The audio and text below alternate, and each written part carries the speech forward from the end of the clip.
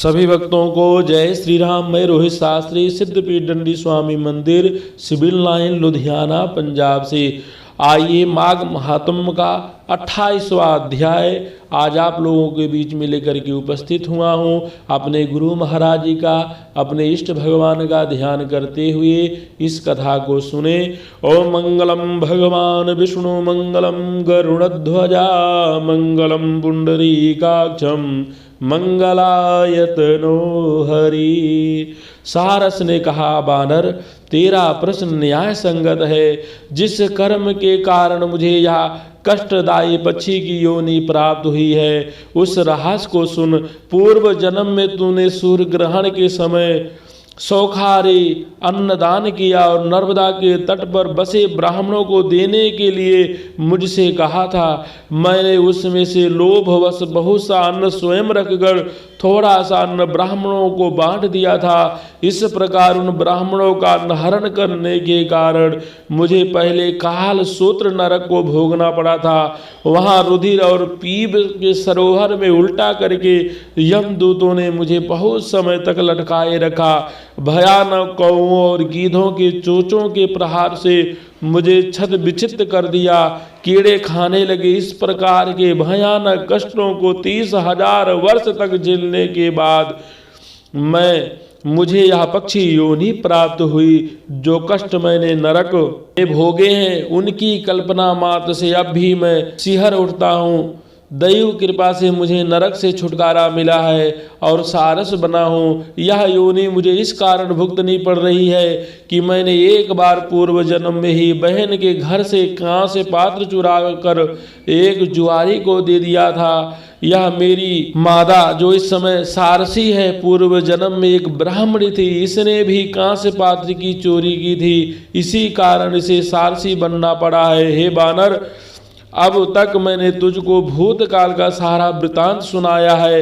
अब भविष्य का हाल सुनो। इस जन्म के बाद मैं यह सारसी और तुम हंस योनि को प्राप्त होंगे। उस योनि को पूर्ण करने के पश्चात ही हम सभी को महादुर्लभ मानव योनि प्राप्त होगी। धर्म और अधर्म का फल सभी जीवों को अपने अपने कर्मों के अनुसार भोगना ही पड़ता है। सभी को बारंबार इसी प्रकार के चक्कर में पढ़ना होता है। केवल विस्मित योगी देवज्ञ ही इस कंटक भरे मार्ग को सकुशल पार कर सकने में समर्थ है, दूसरा नहीं। भगवान सदाशिव हर प्राणी के छोटे बड़े पुण्य पाप का विचार करने के उपरांत शुभ एवं अशुभ फल देते रहते हैं। जो बुद्धिमान होते हैं वह उनको विधाता के न्याय को जानकर संतोष करते हैं। कोई भी प्राणी उपाय एवं बुद्धि के द्वारा अपने कर्मों के फल में कोई अदल बदल नहीं कर सकता है। तुम स्वयं अपने को ही देखो। पहले राजा थे, फिर नरक भोगा, अब बानर हो, आगे हंस और फिर मनुष्य बनोगे। शोक करने से कुछ नहीं होता है। प्राणी को काल की प्रतीक्षा ही करनी चाहिए। मैं यह सब ज्ञान होते हुए भी धैर्य पूर्वक प्रभु की माया के वशीभूत हुआ सारसी के साथ इस वन में रहता हुआ काल की प्रतीक्षा कर रहा हूँ।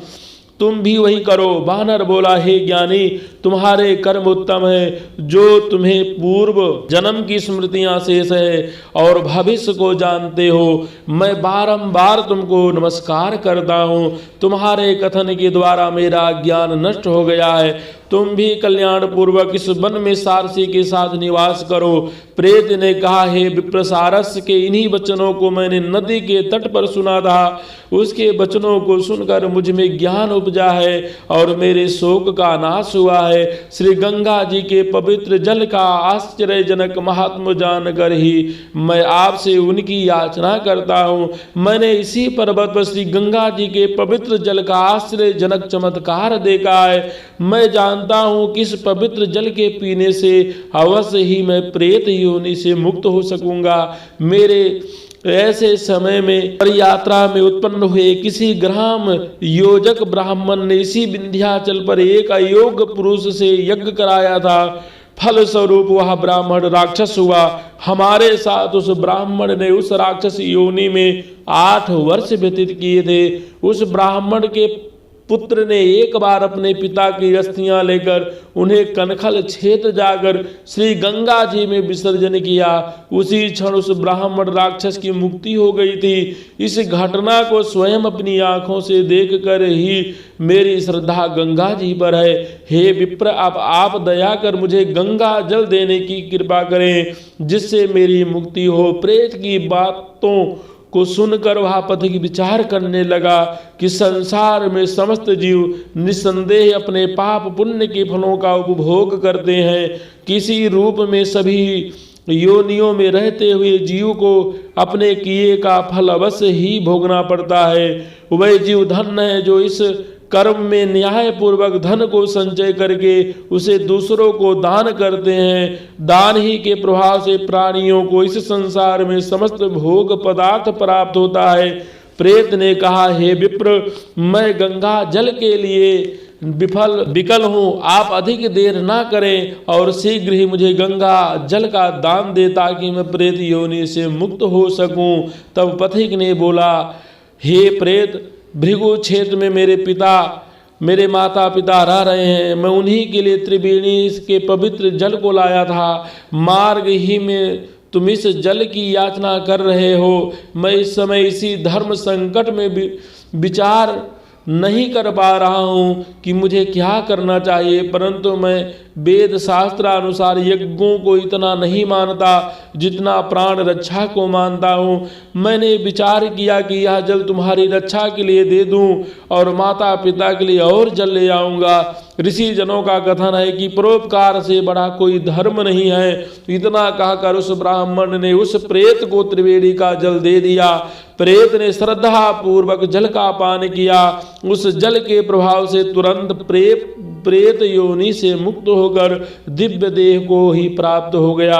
तब उसने कहा, हे पथिक, श्री गंगा जी के महात्म का वर्णन कौन कर सकता है। शिव ने गंगा की पवित्रता समझ उसे अपने मस्तक पर धारण किया है। जो गंगा जल को पान करता है वह मोक्ष को पाता है।